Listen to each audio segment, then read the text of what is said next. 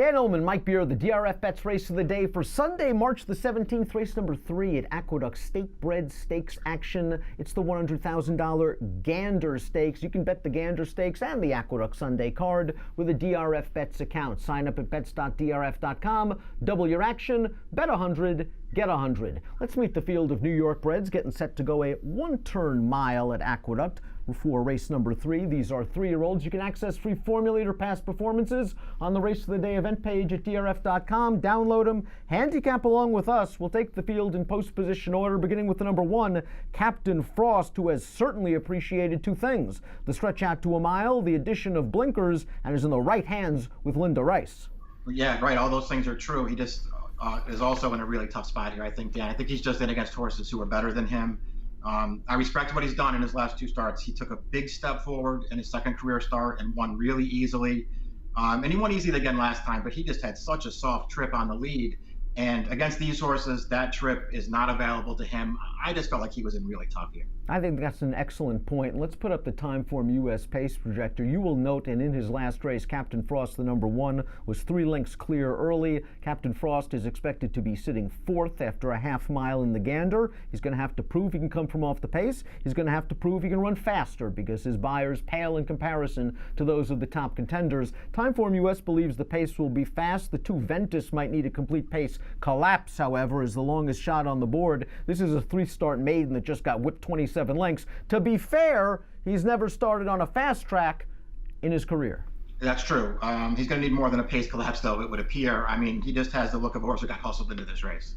Horse that ran second in his most recent start is now 0 for 9. He came back to run second again in a state-bred maiden with a 71 buyer. Kosciuszko, the number 3, is expected to be part of the pace as he was last time out, going this one-turn mile distance. He did it over a muddy track. He earned a solid 75 buyer speed figure, and this is a colt with a history of running competitive buyers in his career. I think he's going to be able to get the lead away from the 5, Cadence Courage, and I think this pace projector might change. I'm not sure how fast they're going to go, and it's quite possible that Kosciuszko will be the controlling speed. I mean, I kind of agree with you, Dan. I think he will make the lead from post 3. And listen, he's run basically nothing but good races. I mean, he's clearly a pretty talented colt. And if he gets to the front, that makes him more dangerous. He did handle the mile last time. I would just point out that he got the mile last time in a race where they didn't really go that hard on the early lead in there. He sort of set up on the rail. The horse, Hushin, who finished 3rd, sat right up next to him. They weren't really racing early in there. This horse proved to be the best at the end. I think this is going to be a little tougher for him, but I respect this horse. He's pretty talented. The number 4, Pipes, figures to take money based on his runner-up effort behind Not That Brady in the Damon Runyon Stakes on New Year's Eve. Not That Brady came back to earn a 95 buyer speed figure when second in the Withers Stakes. Now, Pipes is also listed as a vet scratch last month on February the 18th, but if this pace is fast, he certainly has the credentials to come with a run and challenge to win it all. Yeah, he could get the right setup in here and pick up all the pieces here. We'll see what happens. I don't want to say that I'm way against him, Dan, but as the favorite on the morning line, he was sort of the one horse of the 4 main contenders that I just didn't really like that much. His races to me are fine. I thought he ran okay last time, but it was just one of those races. Not That Brady was way better than them, and then this sort of blanket 4-horse photo for second. I thought he got the best trip to get second in there. Could have just as easily been 5th.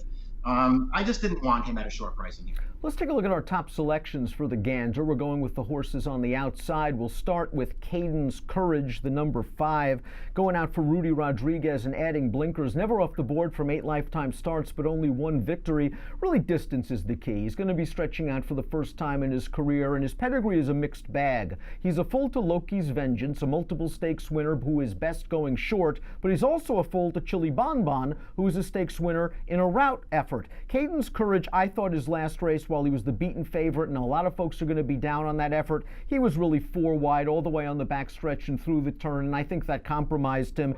His races 2, 3, 4 back put him in the mix if he gets the trip. Yeah, it's all about the trip for me too, Dan. He was very wide last time. I agree with your take on that race. It's also worth pointing out that London House, who won it, is a pretty good horse, and he's won a couple in a row now, 86 buyer for that performance. So he ran into a really good horse last time. I like basically all of his other races.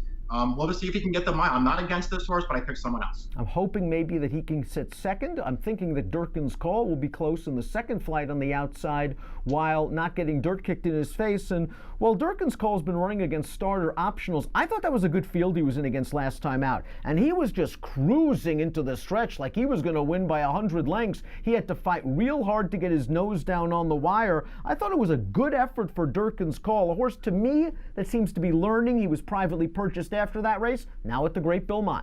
Yep, I agree with all those things. I like that he's handled the mile 4 straight races. He's basically run well at this distance every time, and I thought he ran well last time.